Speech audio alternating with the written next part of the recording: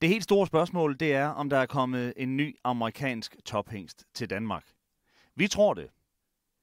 Vi har valgt at investere ganske mange penge i donatoren over sønnen From Above US, som er landet i Danmark her i slutningen af 2013. Han blev tilbudt de danske hopejere i 2014, og ret beset, så er vi ret stolte af, hvad vi har indkøbt. Denne her hingst, den repræsenterer noget af det fineste blod, som der findes i verden. Den repræsenterer blodet fra en overlegen Hambletonian-vinder, en overlegen Peter Horton Memorial-vinder, en overlegen vinder af 6-7 gruppe 1-løb, mens den var 2 og 3 år. Navnet på faren, det er Donator Hanover, som jo allerede har lavet en verdensstjerne i Check Me Out. Den er godt på vej op til toppen af de amerikanske lister med hensyn til indtjening, rekorder, verdensrekorder med mere, og Donator Hanover har nu en søn i Danmark. Som nævnt, så hedder hingsten From Above US. Den har en mor, der hedder Maritas Victory, og dermed repræsenterer den altså både en Hambletonian-vinder og en Hambletonian Oaks-vinder i nærmeste led. From Above US vandt 4 løb som toåring. Den gik ud på The Red Mile den 15. september, ud på samme bane den 22. september, den 30. september og den 7. oktober. Med andre ord, så startede hingsten altså 4 gange inden for en 23-24 dage, og den vandt de 4 løb som toåring, og efterfølgende så var hingsten ranket som en af de heste, der skulle blive noget af det helt store som 3-åring, som er hovedsæsonen i Amerika. Den verdensberømte journalist Ken Walkington, som har været ansat på Meadowlands Racetrack igennem masser af år, og som fast hver eneste år rangerer hestene i, hvor han tror, at de kommer til at ende henne som 3-åring. Jamen helt op til 5 uger før, at der skulle køres kvalifikationer til Hambletonian, der var From Above US med på den liste, som man regnede med skulle deltage i Hambletonian. Den samme liste, som havde Check Me Out som førerhesten igennem hele sæsonen, både som 2- og 3-åring. Check Me Out, den viste sig så, at hestens træner ville beholde den hos hopperne, da det er selvfølgelig en pige. Og den vandt altså også Hambletonian Oaks, Check Me Out, også efter Donatoren over. From Above US, han havde problemer i sin 3-års sæson, og man kunne ikke rigtig få hesten op i gear, men helt indtil 5 uger før Hambletonian, der rankede Ken Walkington fortsat hesten blandt de 10 heste, der var bedst i den amerikanske 3-årsårgang. I stedet så har From Above US startet som 4-årig, og det er nu som 4-åring, at danskerne har fået smag for at få netop denne hingst her til landet. Den har startet 26 gange som 4-åring, den har vundet løb, den har været anden, den har været tredje og fjerde i masser af sine starter, og i det hele taget så har hesten haft en forrygende 4-års sæson. Hesten har vundet 7 løb som 4-åring, den har masser af gode placeringer, og det, der har kendetegnet From Above US, er en utrolig stabilitet. En stabilitet, som man også kan genkende på hans stamme, både på faren, på moren og på brorens side. Faderen Donatoren over efter Andover Hall og D-Train, det var verdens bedste hest som 2- og 3-åring i Amerika. Den startede 22 gange som 2- og 3-åring, den vandt 19 sejre, og de 19 sejre var taget i træk i mange af verdens allerstørste løb. Den vandt Peter Horton Memorial som 2-åring, forsøg og finale, den vandt Breeders' Crown forsøg og finale som 2-åring. Derefter gik den til start i de store 3-årsløb. Den vandt Stanley Dancer Trot, forsøg og finale, Hambletonian, forsøg og finale, verdens største 3-årsløb. Derudover tog den også sejre i World Trotting Derby i The King. Den vandt Kentucky Futurity, forsøg og finale. Den vandt Canadian Trotting Classic, forsøg og finale. Og alt i alt har hesten vundet tæt på $3 millioner. Han er sin egen linjedannende far, Andover Halls mest vindende afkom. Andover Hall åbnede sin avlskarriere i 2004 med 3 af de bedste heste i årgangen.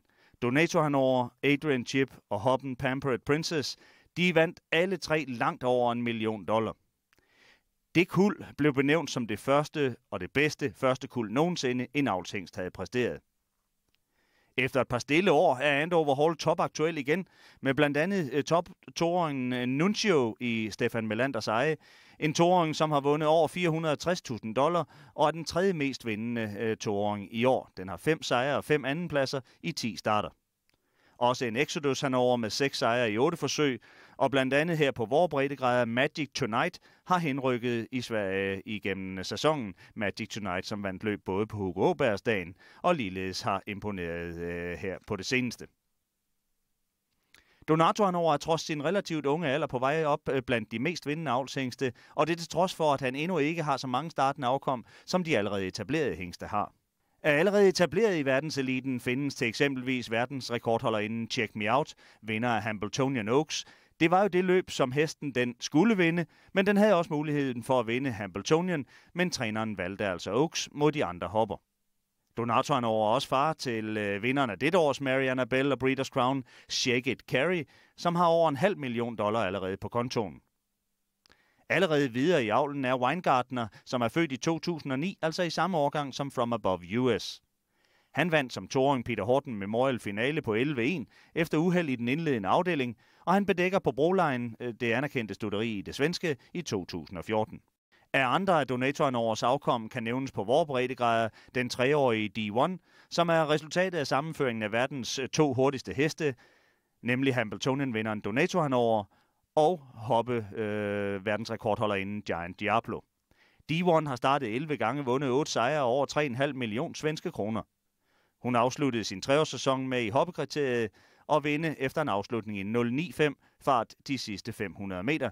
Det løb kommer vi ind i her, hvor der resterer 400 meter. Vi har 12 room to go med i spåren 8 Ragata. Vi har 4 Hour Precious i rygg på ledaren. Däremellan finns 3 Neona Princess. Alldeles strax har vi dem vid upploppets början. Här kommer de. Invändigt 2 D1. 5 Melby Briolet försöker att gå i närkamp. 2 D1, 5 Melby Briolet är fortsatt knappa längden bakom. D1, Melby Briolet. Invändigt har vi D1! Derudover har Donato Hannover på vores breddegrader Solvato, en 4-årig hingst, som blandt andet nylig blev kastet for løverne, og var 5'er til Maharaja i gulddivisionen på Åby, og er vinder af over 2 millioner kroner. Andre rigtig gode 4-åringer i det svenske er Poike Kronos, blandt andet vinder på 11-4, vinder af sølvdivisionen i oktober på Jägersro, og knap 1,5 millioner indvundne. Stefan Melanders Nature Dream med rekord 11-5, vinder af 3-årseliten på Solvalla i fjor på 11-7, og vinder på 13-0 over 2100 meter, før blandt andre Quid Pro Quo og andre topheste i april som 4-åring. Masser af Donato Hannovers afkom ser ud til også at vil indtage løbende i den kommende sæson. Moren til From Above US, Maritas Victory, er et kapitel for sig. Maritas Victory er efter Valley Victory af Miss Marita, og hun vandt selv Hambletonian Oaks 2000, kørt af Bernd Osten Lindstedt. Netop det Hambletonian Oaks 2000 vil vi gense nu her, hvor vi ser hende have nummer 7 bag startbilen. Vi kender her i Danmark Bernd Osten Lindstedt som en fremragende kusk for år tilbage. Her sidder han i vognen bag Maritas Victory. Han har spor 7 med hende i Hambletonian Oaks, og han kører direkte til front hen i første sving, foran blandt andet Naughty Hall og Cologne Cosmos. Cologne Cosmos er favoritten i løbet, og den kommer ud her som tredje i første sving og går frem mod Maritas Victory, hvor Bernd Osten Lindstedt tager op i sin hest og overlader føringen til favoritten. Da de så kommer ned i sidste sving, så kommer der angreb bagfra. Det er Aviano, der går frem udvendigt. Bernd Osten Lindstedt har mulighed for at gå med, inden at han bliver lukket inde. Men han bliver altså klogt siddende bag ved Cologne Cosmos, vil det vise sig. Her kommer de ind i opløbet, Cologne Cosmos i front, og ser måske ud til at skal gøre op om sejren med Aviano, der presser på udvendig side. Og så vrider han fri fra inderbanen ud i tredje spor. Der kommer et par andre indgribende heste, han finder lige et hul, og så kommer altså Maritas Victory op i topfart. Her har Aviano taget over ind mod målstregen, men Maritas Victory nærmer sig, og Bernd Lindstedt med ganske få midler, så sender han hesten helt op, og på målstregen, der slår den førende Aviano. Som sagt, så vinder Maritas Victory Hambletonian Oaks i 2000, og vinder på 10 på Meadowlands og er sin årgangs bedste hoppe. Hendes søster Passionate Light bliver også sin årgangs bedste hoppe, og vinder mere end $2 millioner. Miss Maritas første afkom er avlshængsten Mr. Vic, der var en tophest i sin årgang, og blandt andet sidenhen blev far til Sandvik med over $2 millioner indvundne. Oldemoren Keystone Profile får også afkommet Act of Grace, udover Miss Marita, Og Act of Grace, hun bliver mormor til Hambletonian-vinderen Muscle Massive 2010. Keystone Profiles bror, Green Speed, han vandt også verdens største treårsløb, Hambletonian, tilbage i 1977, så der er rigtig mange Hambo-vindere i det her blod. Broderen til From Above US hedder Quite Easy. Quite Easy står på det anerkendte Stuteri Broline i det svenske. Quite Easy med 2,8 millioner svenske kroner på kontoen og 9 sejre i 24 starter. Quite Easy er efter Andover Hall af Maritas Victory, mens at vores hingst From Above US er efter Donator Hanover af Maritas Victory. Quite Easy er i Danmark kendt som far til blandt andet Slide So Easy, der netop har besejret den danske derbyvinder Stand and Deliver. Det skete på Odense Væddeløbsbane forleden, hvor hesten den vandt på 13.3 på 2140 meter. Han sidder bare og kan nyde udsigten. Han skal også ud til et angreb om et øjeblik med Slide So Easy. Stand and Deliver, Slide So Easy. Skal det være derbyvinderen, eller skal det være Consolations-vinderen Slide So Easy, der går helt frem nu til nummer 1 Stand and Deliver. Og det ser også ud til, at han bare blæser forbi Kenneth Nielsen med 5. Slide So Easy. Den giver opvisning før Stand and Deliver. Tredjepladsen langt tilbage, 2 Snappy Rose. Af andre kendte afkom efter Quite Easy i Danmark er Soridi V, der har taget i alt 8 sejre indtil videre, mødt de bedste hopper i årgangen hver gang og vundet over 450.000 kroner. Den 3-årige hoppe Tud AP har allerede vist sit værd på spændesiden ved sejr i et af de mest veldoterede 3-års hoppeløb, der findes, nemlig Jysk Grand Prix for de 3-årige hopper, og også en hoppe som Fantasy Destino med 4 sejre og rekord 14 er langt over middel. Det er også for en uheldig 12 True Line, men forrest i feltet 5 Tara går frem midt i banen. 10 Tud AP nærmer sig de sidste meter indvendigt. Forsøger 3 Tutti Esteral. Der kommer ikke rigtig angreb ned bagfra. Midt i banen 5 Tara. Det er Bjørn Jørgensen, der kommer igen. Det er det, men Sanden 10. Tud AP sikrer Morten Juhl sejr. Ganske let foran 5 Tara. Tredjepladsen 3 Tutti Esteral. I det svenske er Quite Easy måske endnu mere kendt og anerkendt for tophopperne MT Harmony, Meteor Easy og Sophia's Blush. MT Harmony, der forleden aften besejrede Stand and Deliver efter en 10-afslutning og vandt overlegen på 11.8 på jeres ro her ved vintertid. Hun har blandt andet også vundet guldstået som 3-års med 350.000 til vinderen. Hun har vundet Storchampionatet Consolation til 100.000 til vinderen. Og så var hun 3'er i millionløbet Breeders' Crown bag Fascination og en anden Quite Easy hoppe, Meteor Easy. Kanon, ryggledaren, andra utvändigt nummer 9 Pantarajans, men 1 MT Harmony, alltjämt med kommando. 7 Stand and Deliver, finns längden bakom. Galopp i kön för nummer 8 Mr. Big. 9 Pantarajans gör ett försök att blanda sig i det hela när vi svänger in mot upploppet i V64 första avdelning. Här kommer nummer 1 MT Harmony som rycker undan. 1 MT Harmony leder, 7 Stand and Deliver försöker, 9 Pantarajans försöker, men de är ju chanslösa. 1 MT Harmony har det hela under kontroll och Peter Untersteiner kommer att inleda V64-spelet. Han gör det i smått överlägsen stil. Tillsammans med nummer 1, MT Harmony. Netop nævnte Meteor Easy har tjent over 60.000 kroner i snit per start. Hun har vundet på 16 i voldstart i sin anden start som 2-åring. Hun vandt Oaks Consolation på Solvalla og vandt semifinale i Breeders' Crown på Solvalla, en anden plads til Fascination i finalen. Også en hest som Sophia's Blush har tjent omkring 55.000 kroner i snit per start. Hun vandt blandt andet udtagelsesløbet til Svensk Oaks, og senere så var hun 2'er i finalen til årgangsetteren Fascination i det svenske hoppekriterium. Man skal bemærke, at der hele tiden er nye vinder efter hingsten Quite Easy, og at den laver mindst lige så gode hopper som hingste, og det er bemærkelsesværdigt. De er tidlige, de er speedy, de afkom vi nu har set, og i fjor som 2-åring, der vandt Sally Hill Breeders' Crown fra spor 11 på 15 på Bergsukkerbanen. I år har blandt andet MT James vundet som 2-åring 4 løb i træk, inden den desværre galopperede i svampen her på Ørebro forleden, og alligevel var 4 bag den delvis danskejede Elton Attack. Quite Easy har været fuldbooket i Sverige i 2013, og det er der ikke mange hængste, der er. Årsagen til populariteten skyldes stjerner og vindere i Sverige, Norge, Finland, Tyskland, New Zealand, Holland og selvfølgelig Danmark. I Finland for eksempel er de 2 bedste i 4-årsårgangen begge efter Quite Easy. De har vundet over 500.000 euro til sammen. Quite and Avenger vandt derbyet foran hoppen Venice. Quite and Avenger har vundet 20 sejre, foruden derbyet både Breeders' Crown for 3- og 4-årige. Venice har også vundet 20 sejre i blot 27 forsøg, og hun møder både hopper og hingste på kryds og tværs og hævder sig utrolig flot. Storebroren Quite Easy koster 3.000 ved booking og 35.000 svenske kroner plus omkostninger at få følge ved, mens at vores hingst From Above US bliver væsentligt billigere. Vi har nu set og hørt mange fortræffeligheder omkring faren til From Above US, Donato Hanover. Vi har hørt og set til moren Maritas Victory, og vi har set blandt andet Quite Easys afkom præstere på denne her video. Nu skal det ikke være en snak det hele. Nu skal vi over og se, hvordan han selv præsterede. Den startede blandt andet 4 gange som toåring. Den startede 4 uger i træk. Den vandt alle 4 løb. Vi kommer ind her i det tredje, hvor der resterer 800 meter, hvor kusten kører i en rød dragt og ligger på tredjepladsen 800 meter før mål.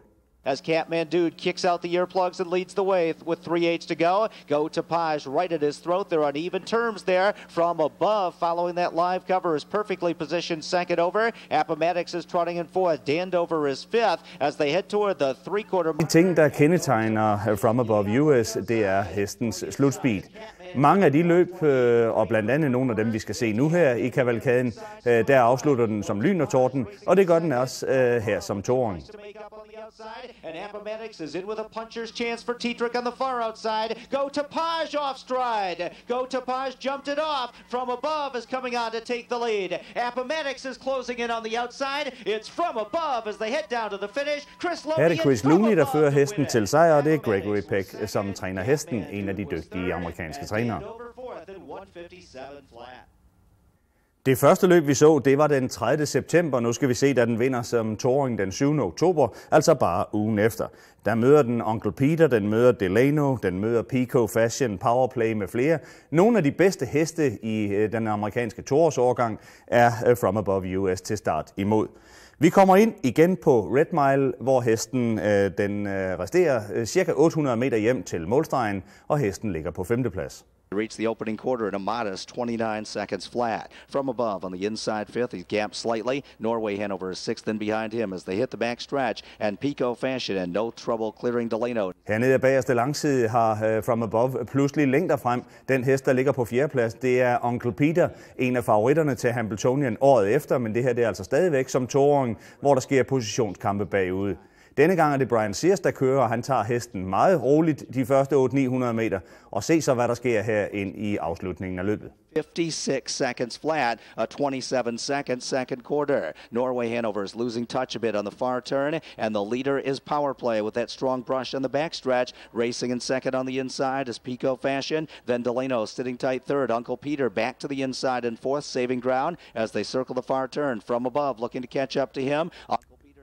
Delano angriber, Uncle Peter med i ryg på den. Efterhånden har Brian Sears også fået farten op på From Above, der ligger på 5. plads, fortsat ind i opløbet med resteringen 350 meter hjem. Så angriber Uncle Peter i 3. spor. Og bagved den altså From Above, der her midt i opløbet viser ud til angreb, og så går det stærkt. Prøv at se en finish af en toårig hest. Slår Uncle Peter reelt, går forbi den med flere længder og vinder uhyre enkelt.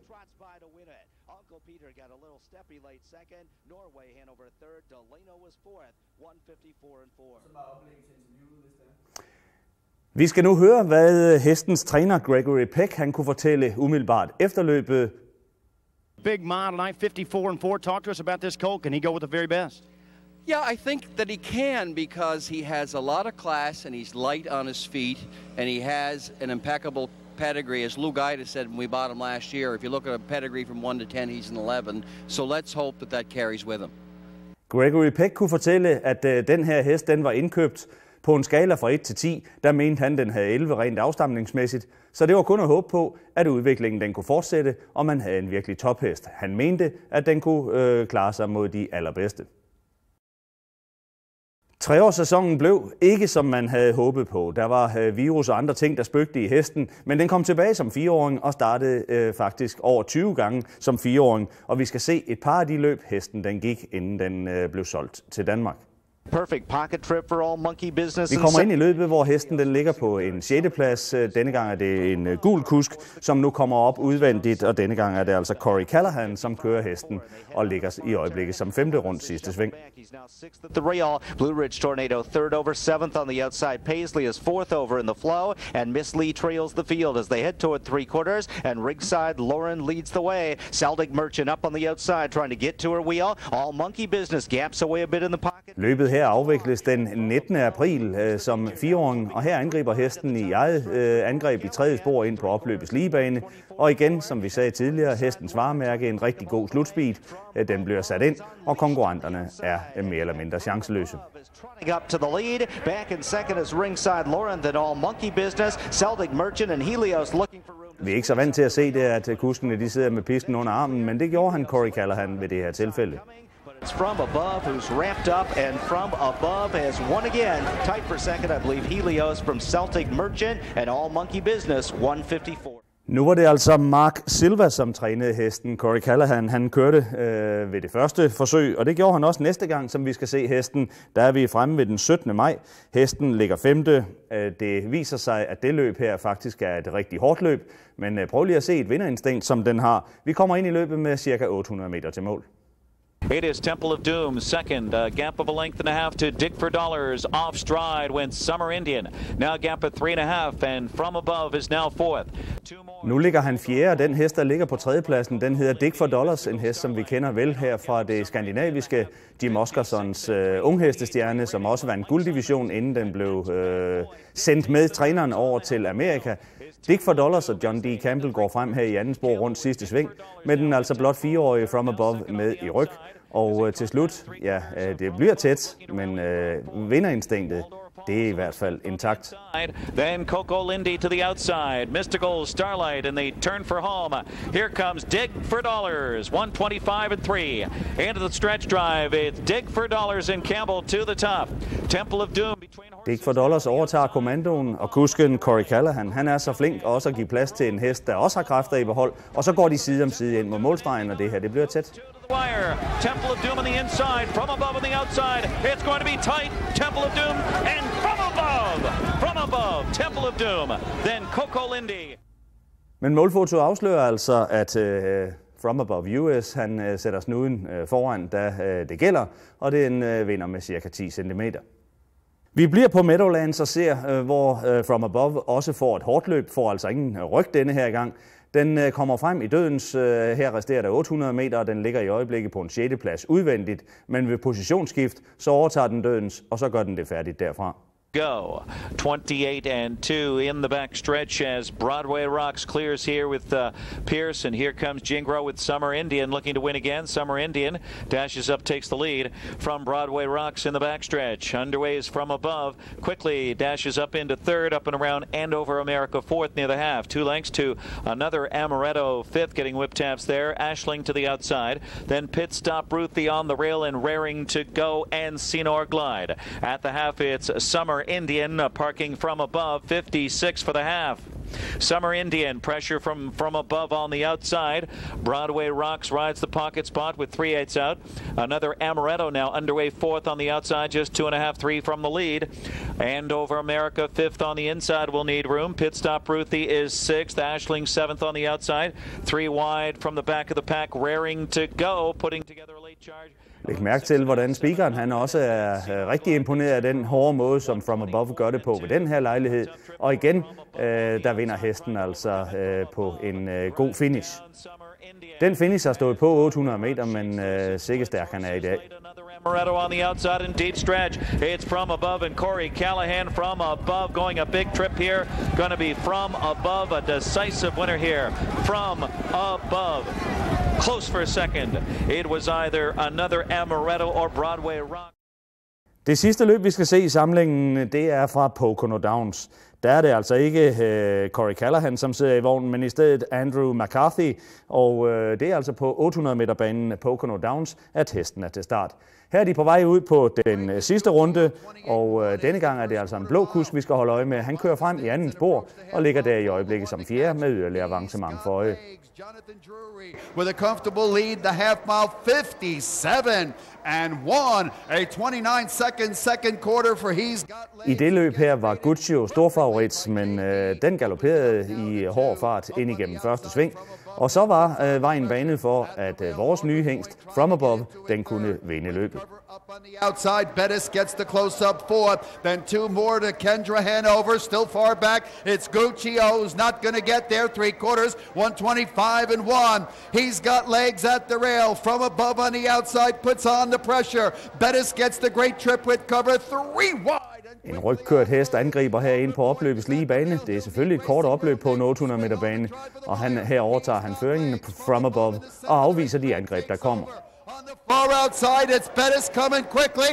It's From Above and Bettis, From Above and Bettis on the outside, From Above. Under the wire, From Above wins it here for...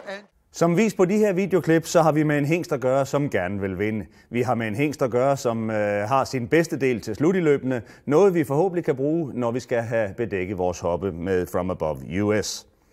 Vi er af den overbevisning, at hængsten den kommer til at tilføre dansk avl noget rigtig godt. Så det er rigtig spændende, hvordan hans tid i dansk avl vil komme til at være. Han kommer til at få stå opstallet på Hovhedegård. Han kommer til at koste 1.000 kroner plus 15.000 kroner ved levende født føl. Altså 1.000, man melder hoppen til hængsten, og så 15.000, når man har fået føl. Vi byder på From Above US efter Donato Hanover af Maritas Victory. En bror til Quite Easy, som har stor succes i det svenske, og vi tror From Above får det i det danske. Rigtig hjertelig velkommen til From Above US, og godt nytår til alle opdrættere.